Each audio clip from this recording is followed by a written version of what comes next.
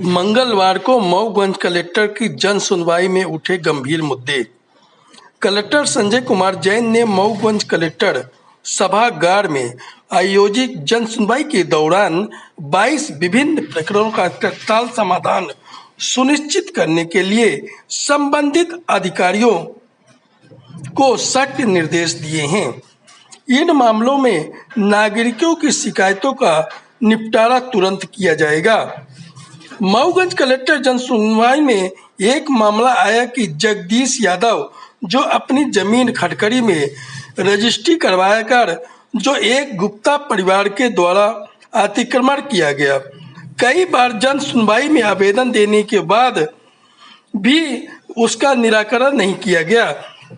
यादव ने कहा कि हनुमाना तहसीलदार द्वारा उस आवेदन को कचरे के डिब्बे में डाल देते हैं